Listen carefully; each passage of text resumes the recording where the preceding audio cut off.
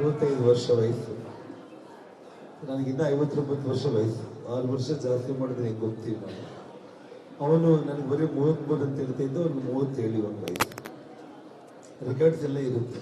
ಅವ್ರ ಅಪ್ಪನಿಗೆ 75 ವರ್ಷ ವಯಸ್ಸು. ಶ್ರೀರಾಮುಲು ಹೇಳಿದಾಗೆ ಎಲ್ಲಿ ಓದಿದಿ ಅನ್ನೋದು ಮುಖ್ಯ ಅಲ್ಲ, ಯಾವ ಮನುಷ್ಯರ ಹೊಟ್ಟೆಯಲ್ಲಿ ಹುಟ್ಟಿದ್ದಿ, ಎಲ್ಲಿಂದ ನಿನ್ನ ಸಂಸ್ಕಾರ ಕಲಿತಿ, ಹೇಗೆ ಕಲಿತಿ, ಹೇಗೆ ಬೆಳೆದಿದ್ದಿ ಅನ್ನೋದು ಮುಖ್ಯ. ಅವರ ತಂದೆ ಬಳ್ಳಾರಿಯಲ್ಲಿ ಈ ಕ್ರಿಮಿನಲ್ ಚಟುವಟಿಕೆಗಳನ್ನು ಪ್ರೋತ್ಸಾಹ ಮಾಡೋದ್ರಲ್ಲಿ ಬಹಳ ದೊಡ್ಡ ವ್ಯಕ್ತಿ ಅನ್ನೋದು ನಮ್ಮ ಹಿರಿಯ ಪತ್ರಕರ್ತರು ಇಲ್ಲಿ ಬಳ್ಳಾರಿ ನಮ್ಮ ಮೂಲದವರೆಲ್ಲರೂ ಏನಿದ್ರೆ ತಮಗೆಲ್ಲ ಕೂಡ ಗೊತ್ತಿರುವಂಥ ಒಂದು ವಿಚಾರ.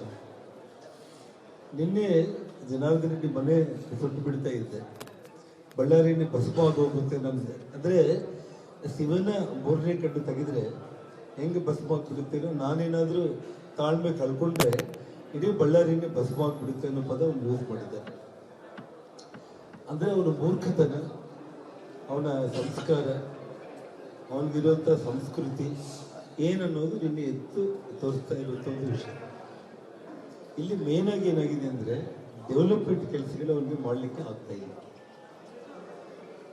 ಇವತ್ತು KMRCL ಫಂಡ್ ಕೂಡ ಸದುಪಯೋಗ ಮಾಡಿಕೊಳ್ಳೋದಕ್ಕೆ ಇವರ ಆ ಚಟುವಟಿಕೆಗಳನ್ನು ನೋಡಿ ಅಪನಂಬಿಕೆಯಿಂದ ನ್ಯಾಯಮೂರ್ತಿಗಳು ಕೂಡ ಇವರಿಗೆ ಹಣ ಬಿಡುಗಡೆ ಮಾಡದೇ ಇರುವಂಥ ಒಂದು ಸ್ಥಿತಿ. ಡೆವಲಪ್ಮೆಂಟ್ ಆಗ್ತಾ ಇಲ್ಲ. ಇರೋ ಸರ್ಕಲ್ಗಳನ್ನ ಬೆಳೆಸುವಂಥದ್ದು.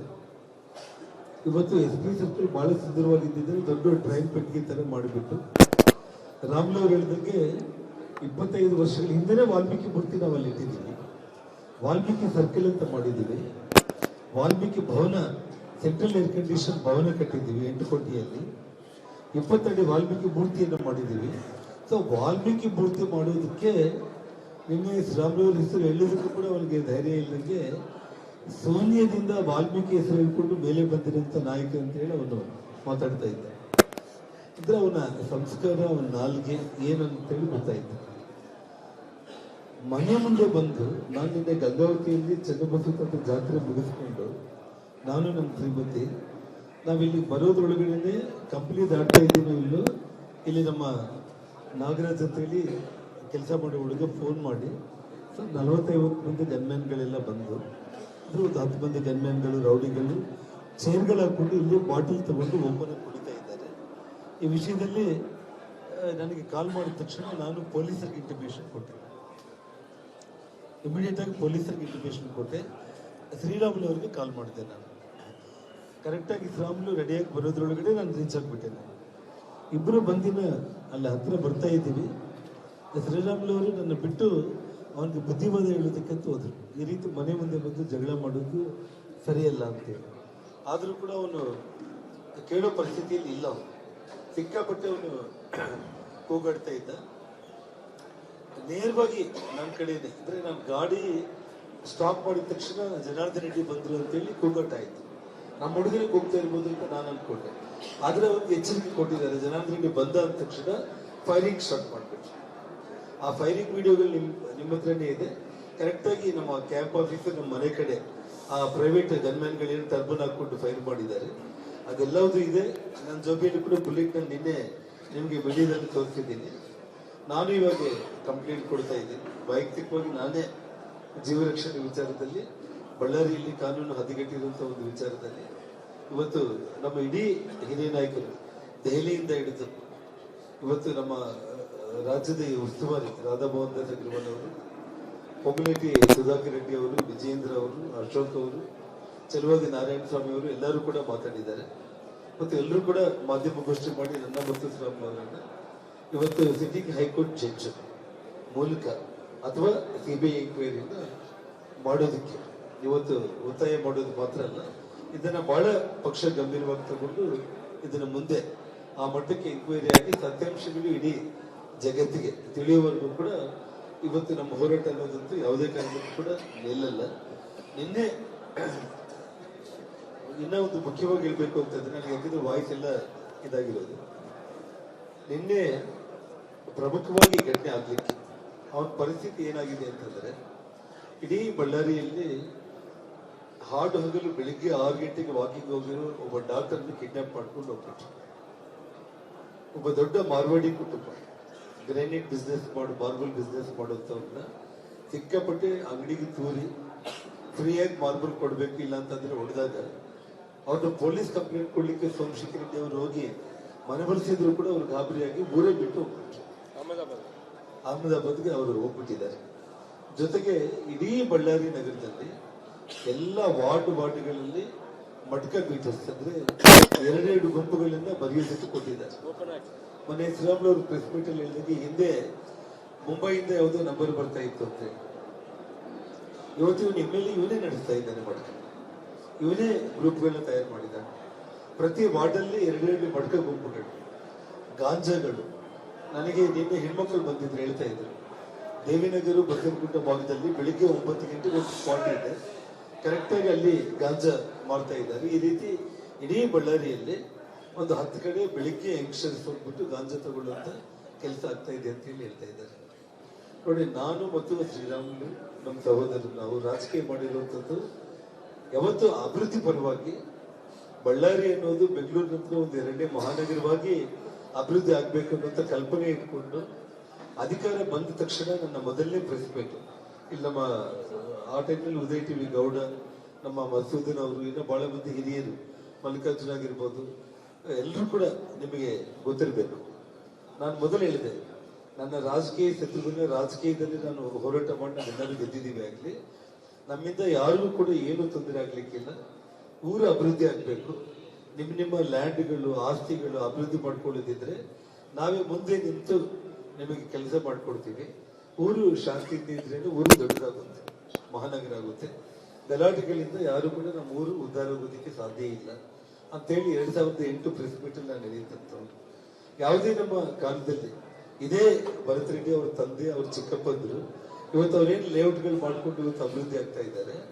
ಅವತ್ತು ನಾವು ಕರಡಿ ತೋರಿಸಿಲ್ಲ ಅಂತಂದ್ರೆ ಇದೇ ರೀತಿ ದಬ್ಬಾಳಿಕೆಗಳು ಮಾಡಬೇಕು ಅಂತಂದ್ರೆ ಇವತ್ತು ಒಂದು ಬುಡ ಆಫೀಸ್ಗೆ ಹೋದ್ರೆ ಒಂದು ಲೇಔಟ್ ಅಪ್ರೂವಲ್ ಆಗ್ಬೇಕು ಅಂದ್ರೆ 1 ಎಕರೆಗೆ 20 ಲಕ್ಷ ಖರ್ಚಾಗ್ತದೆ. ಬುಡ ಮತ್ತು ಮುನ್ಸಿಪಾಲಿಟಿ ಲಂಚ, ಮಟ್ಕ, ಗಾಂಜಾ, ಉಸುಗು, ಸಬ್ ರಿಜಿಸ್ಟರ್ ಆಫೀಸ್ಗಳಿಗೆ, ಪೊಲೀಸ್ ಸ್ಟೇಷನ್ಗಳಿಗೆ ಪ್ರತಿ ತಿಂಗಳ ಇಷ್ಟು ಮಾಮೂಲು ಕೊಡ್ಬೇಕು, ಇಲ್ಲಂದ್ರೆ ನಿಮ್ಮನ್ನ ಇಲ್ಲಿಂದ ಟ್ರಾನ್ಸ್ಫರ್ ಮಾಡ್ತೀವಿ ಅನ್ನೋ ಮಟ್ಟಕ್ಕೆ. ಇವತ್ತು ಶೋಭಾರಾಣಿ ಒಬ್ಬ ಮಹಿಳೆ ಅಧಿಕಾರಿ SP ತುಂಬಾ ಖಡಕ್ಕಾಗಿ ಆ ಡಾಕ್ಟರ್ ಕಿಡ್ನಾಪ್ ಆದಾಗ ಸ್ವತಃ ಆಯಮ್ಮನೆ ಹೋಗಿ ಡಾಕ್ಟರ್ನ ಸೇವ್ ಮಾಡ್ಕೊಂಡು ಬಂದಿರೋಂಥ ಘಟನೆ ತಾವೆಲ್ಲರೂ ನೋಡಿದ್ದೀರ. ಅವ್ರಿಗೆ ಆಗ್ತಾ ಇಲ್ಲ, ಯಾಕಂದ್ರೆ ಕಾನೂನು ಪ್ರಕಾರ ನಾವು ಕೆಲಸ ಮಾಡ್ಲಿಕ್ಕೆ ಆಗದೆ ಇರುವಂತ ಈ ಊರಲ್ಲಿ ಸರ್ಕಾರ ಅವ್ರಿಗೆ ಸಂಪೂರ್ಣವಾಗಿ ಸಪೋರ್ಟ್ ಇರೋ ಟೈಮ್ನಲ್ಲಿ ನಾವು ಇಲ್ಲಿ ಕೆಲಸ ಮಾಡ್ಲಿಕ್ಕೆ ಆಗ್ತಾ ಇಲ್ಲ ಅಂತ ಹೇಳ್ಬಿಟ್ಟು ವಾಲಂಟಿಯರ್ ನಾನು ಬಳ್ಳಾರಿ ಬಿಟ್ಟು ಹೋಗ್ಬೇಕಂತ ಹೋಗಿದ್ದಾರೆ. ನಿನ್ನೆ ಅವರು ಪವನ್ ಅಂತ ಹೇಳಿ SP ಇನ್ನ ಬೆಳಿಗ್ಗೆ 11ವರೆಗೆ ಅವರು ಚಾರ್ಜ್ ತಗೊಂಡಿದ್ದಾರೆ.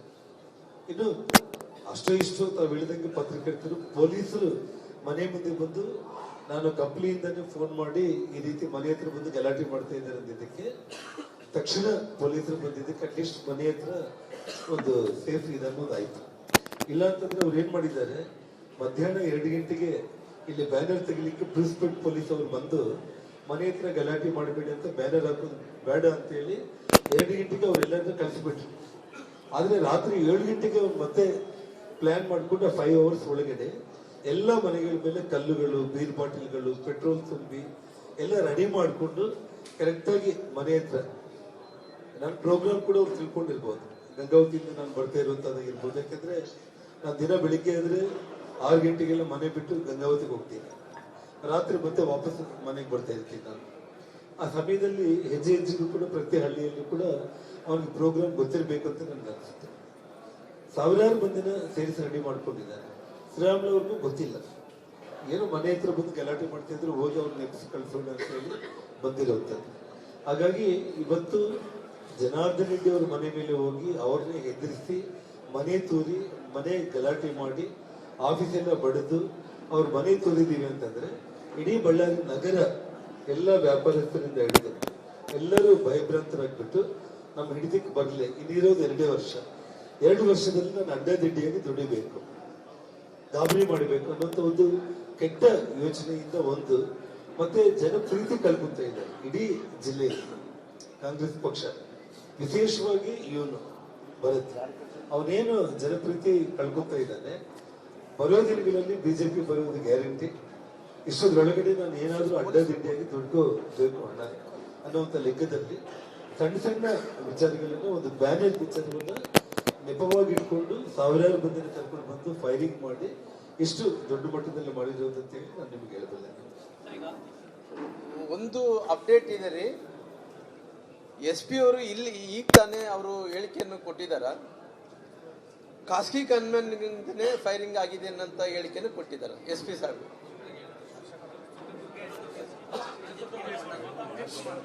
ಅವರು ಒಂದು ಖಾಸಗಿ ವ್ಯಕ್ತಿಗಳಿಂದ ಫೈರಿಂಗ್ ಆಗಿದೆ ಅನ್ನೋ ಹೇಳಿಕೆ ಕೊಡೋದ್ರ ಜೊತೆಲಿ ಖಾಸಗಿ ರಿವಾಲ್ವರ್ದಿಂದಲೇ ಫೈರಿಂಗ್ ಆಗಿದೆ ಅಂತ ಹೇಳಿದ್ದಾರೆ. ಹಂಗಾಗಿ ಅವ್ರು ಹೇಳಿದಂತವ್ರು ಬಳ್ಳಾರಿ SP ಅವರು, ಉಸ್ತುವಾರಿ SP ಅವರು ಅಂಜಿತ್ ಕುಮಾರ್ ಅವರು. ಅಂದ್ರೆ ಅಲ್ರಿ, ಅಂದ್ರೆ ನಾನೇನ್ ಹೇಳ್ತಿದ್ದೀನಿ ಅಂದ್ರೆ, ಖಾಸಗಿ ವ್ಯಕ್ತಿಗಳು ನಮ್ಮ ಕಡೆ ಇಲ್ಲ ರೀ. ಯಾಕೆ ನಿಮ್ ಕ್ಲಾರಿಟಿ ಕೊಡ್ತಾ ಇದ್ದೀನಿ ಅಂದ್ರೆ, ನಾನು ಹೇಳ್ತಿದ್ದೀನಲ್ರಿ, ನಾವು ಕರೆಕ್ಟ್ ಅಂತೀರಿ, ನಮ್ಮ ಬೆನ್ ನಮಗೆ ಕಾಣಲ್ರಿ. ಅವ್ರು ಏನ್ ಹೇಳ್ತಾರೆ, ನಾವು ಒಳ್ಳೆಯವ್ರಿ, ನಮ್ಮ ಅವ್ರ ಬೆನ್ನ ಅವರು ಸತ್ಯ ಹರಿಶ್ಚಂದ್ರ ಆಗಿರಿ, ನಾವು ಸತ್ಯ ಹರಿಶ್ಚಂದ್ರ ಆಗಿರಿ ಹೇಳ್ತೀವಿ. ನೋಡಿ, ನನಗೆ ಇರುವಂತ ಗನ್ಮ್ಯಾನ್ಗಳು, ನಮ್ಮ ಕುಟುಂಬಕ್ಕೆ ಇರುವಂತ ಗನ್ಮ್ಯಾನ್ಗಳೆಲ್ಲ ಸೇರಿ 4 ಮಂದಿ. ಶ್ರೀರಾಮ್ಲವ್ರ ಗನ್ಮ್ಯಾನ್ಗಳು 2, ಸೋಮಶೇಖರ್ ರೆಡ್ಡಿ ಅವ್ರ ಗನ್ಮ್ಯಾನ್ 1, 7 ಮಂದಿ ಸರ್ಕಾರಿ ಗನ್ಮ್ಯಾನ್ಗಳು. ನಿನ್ನೆ ರಂಜಿತ್ ಚಿತ್ರದುರ್ಗ SP ಏನಿದ್ದಾರೆ ಅವರಿಗೆ ಜವಾಬ್ದಾರಿ ಕೊಟ್ಟಿದ್ರು. 7 ಮಂದಿ ಗನ್ಮ್ಯಾನ್ಗಳನ್ನ ಕರೆಸಿ ನಾನು ಅವ್ರಿಗೇನು ರೆಕಾರ್ಡ್ ಇರುತ್ತೆ, ಎಷ್ಟು ಬುಲೆಟ್ಗಳು ಕೊಟ್ಟಿದ್ದಾರೆ, ಅವರೆಲ್ಲ ಗನ್ಗಳನ್ನ ಸೀಸ್ ಮಾಡಿದ್ದಾರೆ. ಸೀಸ್ ಮಾಡಿ ಆ ಬುಲೆಟ್ಗಳನ್ನ ತಗೊಂಡಿದ್ದಾರೆ, ಲೆಕ್ಕಾಚಾರ ಮಾಡ್ಕೊಂಡಿದ್ದಾರೆ. ಹೊಸ ಗನ್ಗಳನ್ನು ಕೊಟ್ಟು ಮತ್ತೆ ಡ್ಯೂಟಿಗೆ ಕಳಿಸಿದ್ದಾರೆ ನಮ್ಮ 7 ಮಂದಿ ಗನ್ಮ್ಯಾನ್ಗಳನ್ನು. ಸೊ ನಿನ್ನೆ ವಿಡಿಯೋಗಳಲ್ಲಿ ಟರ್ಬನ್ಗಳು ಹಾಕೊಂಡಿರುವಂತ ಗನ್ಮ್ಯಾನ್ಗಳು ಏನು ಫೈರ್ ಮಾಡಿದ್ದಾರೆ ಎಲ್ಲ ವಿಡಿಯೋಗಳಲ್ಲಿ ಇದೆ, ರೆಕಾರ್ಡ್ ಇದೆ. ಅವ್ರ ಗನ್ಮ್ಯಾನ್ಗಳು ಯಾರು, ಸತೀಶ್ ರೆಡ್ಡಿ ಗನ್ಮ್ಯಾನ್, ಭರತ್ ರೆಡ್ಡಿ ಗನ್ಮ್ಯಾನ್ ಅನ್ನೋದು ಕೂಡ ನಿಮ್ ಕಣ್ಣು ಮುಂದೆನೇ ಇದೆ.